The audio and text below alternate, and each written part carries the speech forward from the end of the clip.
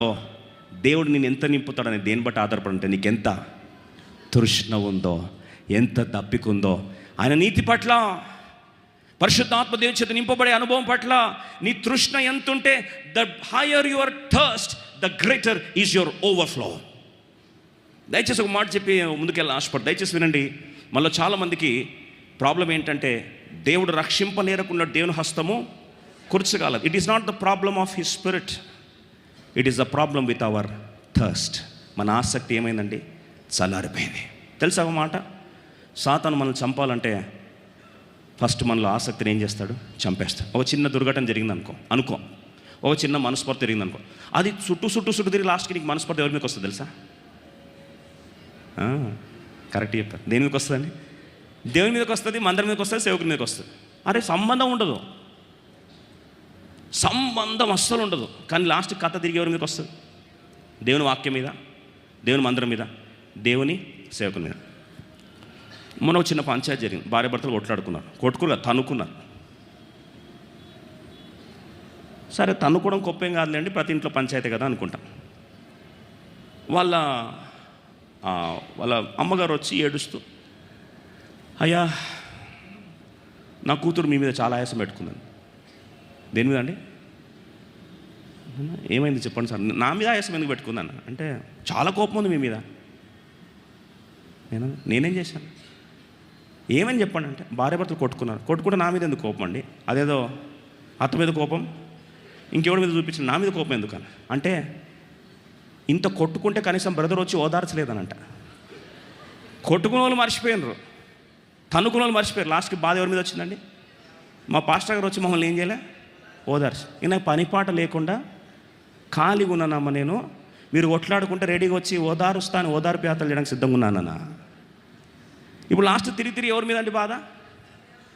Pastor గారు చేసిన తప్పు ఏంటంటే, ఆయన వచ్చి మమ్మల్ని ఏం చేయలే? ఓదార్చలే. ఇప్పుడు పంచాయతీ నువ్వు అనుకున్నావు, నువ్వు మనస్పర్ధలు, ప్రతిరోజు చిలక గోనికలాగా గయ్య అరుచుకొని లాస్ట్కు నువ్వు వచ్చి నా మీద పడితే అంతే అండి. ప్రాబ్లం ఎవరి మీద చెప్పుకుంటాం, మళ్ళీ తర్వాత పైనుంచి ఎవరికి చెప్పుకుంటామండి? మా దైవజనునికి కదా చెప్పుకుంటాం.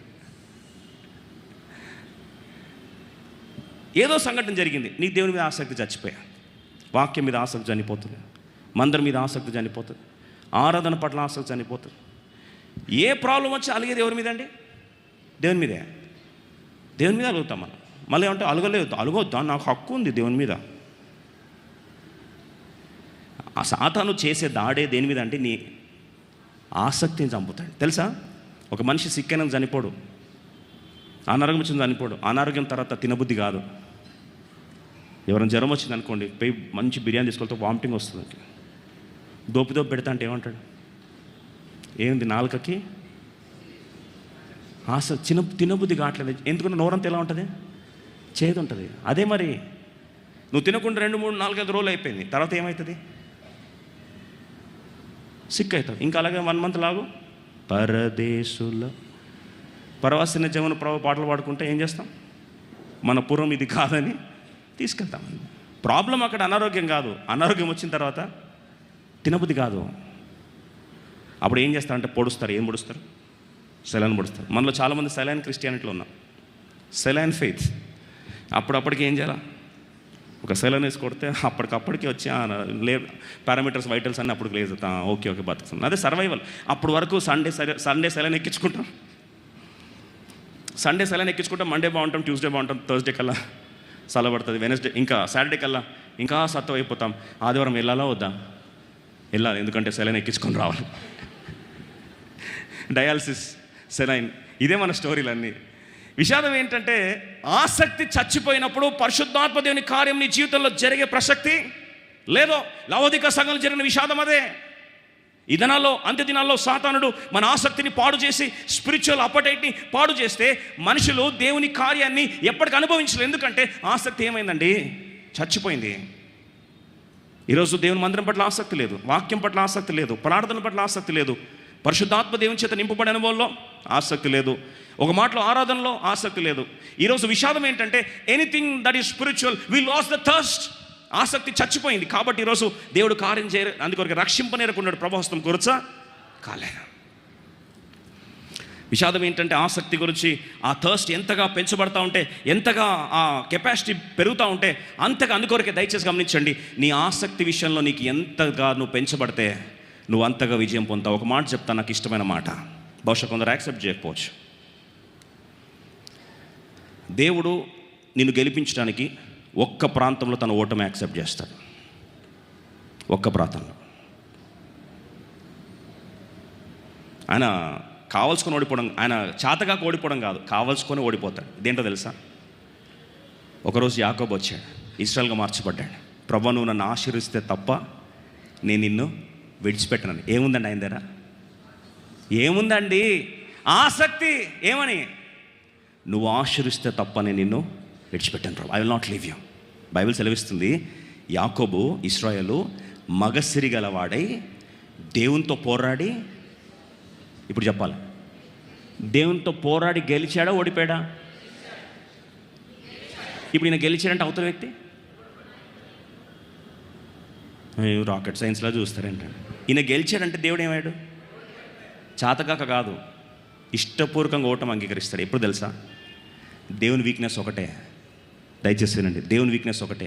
ఎప్పుడైతే నీలో ఆసక్తి దేవుని వీక్నెస్ ఒకటి. అందుకొరకే దావీదు ఒకరోజు అన్నాడు, దేవుని మందిరం పట్ల ఆసక్తి నన్ను భక్షిస్తున్నది. That was a weakness. ఇంకా దేవుడు వీక్ పాయింట్ మీద కొట్టేశాడు.